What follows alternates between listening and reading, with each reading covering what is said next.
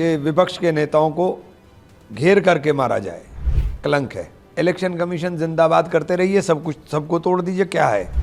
आपको सिर्फ यही एजेंडा है, पूरे देश के अंदर यही चलता है बस। देखिए, ये बहुत ही दुर्भाग्यपूर्ण है। देश के अंदर लोकतंत्र का कत्ल हो रहा है। अब लोगों को खड़े होना चाहिए।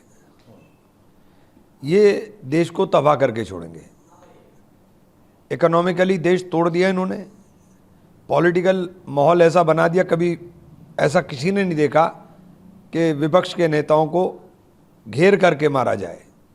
बंगाल के अंदर जो कुछ नंगा नाच हो रहा है वो लोकतंत्र के लिए कलंक है। सवाल ये भी उठता है यहाँ पे कि 3 राज्यों में पहले से ऑपरेशन लोटस हुआ और होने के उपरांत ईडी, सीबीआई, इलेक्शन कमीशन जिंदाबाद करते रहिए, सब कुछ सबको तोड़ दीजिए, क्या है? लेकिन ये इतिहास में लिखा जा रहा है।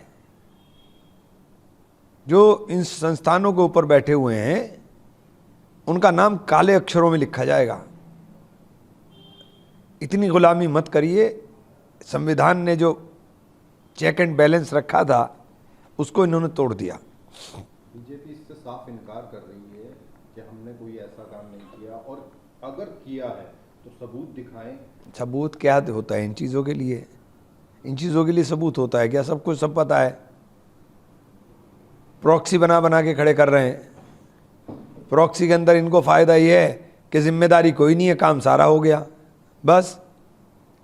ये बेकार की बात है। आपको नहीं लगता कि अगर कोई सबूत है उनके पास तो दिखाने? सबूत की ज़रूरत ही नहीं है ना यार। सबूत क्या चाहिए? सबूत किस चीज़ का चाहिए भाई? आपने प्रॉक्सी बना के शिंदे गुट के अंदर शामिल करा करके खड़े कर दिए ना। आपके ऊपर उनके टिकट की जिम्मेदारी है, क्योंकि मुझे तो पता है वो सारे के सारे भूतपूर्व हो जाएंगे। ना बीजेपी को उनके ऊपर उनकी टिकट की जिम्मेदारी है, ना उनकी कोई और जिम्मेदारी है, लेकिन काम अपना सारा करा लिया। लेकिन अगर ये चीज़ सामने आती है तो मानहानि का केस तो हो सकता है। कुछ नहीं है। ये सब चीज़ें बहुत बेकार है, कुछ नहीं है। अच्छा, उधर जो है राम मंदिर को लेकर जो चर्चा चल रही है लगातार, अब जो है उद्धव जो शिवसेना है उनकी आदित्य ठाकरे कह रहे हैं कि हम लोग जो है बीजेपी से राम को बचा रहे हैं। हाँ, तो देखिए हालात ये हैं, देश में चर्चा ही सिर्फ इस बात पे हो रही है, इसके अलावा चर्चा ही नहीं है देश में। सबसे बड़ा दुर्भाग्य है ये। ना शिक्षा पे चर्चा है, ना रोजगार पे चर्चा है, ना स्वास्थ्य पे चर्चा है, चर्चा इस पे हो रही है। वो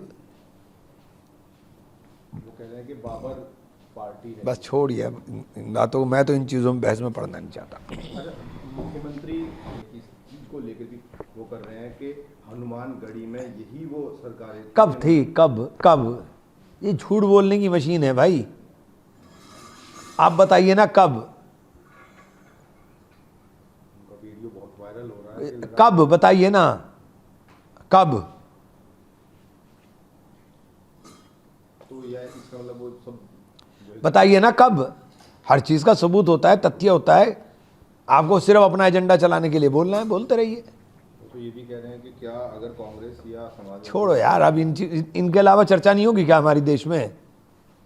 इन्हीं बातों पे चर्चा होगी क्या? आप रोजगार पे और शिक्षा पे बात ही नहीं करते कोई भी। स्वास्थ्य पे बात करो, रोजगार पे बात करो, शिक्षा पे बात करो, बुनियादी समस्याओं पे बात करो, नहीं करोगे। व्यापारी की कमर टूट गई, उस पर नहीं बात करोगे। देश की इकोनॉमी तबाह हो गई है, उसके ऊपर नहीं बात करोगे आप। आपको सिर्फ यही एजेंडा है, पूरे देश के अंदर यही चलता है बस। आपने भी व्यापारियों की बात की, तो प्रधानमंत्री तो लगातार विदेशी यात्राओं से क्या विदेश यात्राओं से ला रहे? क्या लाए बताओ? कुछ देश के लिए लाए क्या? अपना घूम रहे हैं, घूमते रहिए आप। विदेश नीति की आपने धज्जी उड़ा दी। कूटनीतिक हमारी विफलता सारी दुनिया देख रही है। तीस्ता अवार्ड बांग्लादेश ने चाइना के साथ कर दिया। चिकन नेक तक चाइना बैठ गया आकर के। इससे बड़ी विफलता क्या होगी?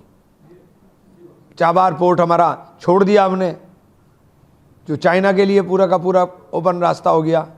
कितनी विफलताएं गिनाऊं? तो क्या लगता है आपको इसका सॉल्यूशन क्या कांग्रेस वो कर सकती है? कांग्रेस ही देश चला सकती है, इनके बस का देश चलाना नहीं है। अच्छा, कल एक दुर्भाग्यपूर्ण घटना हुई है वियतनाम के अंदर। बहुत बुरा हुआ। हाँ, बहुत बुरा हुआ।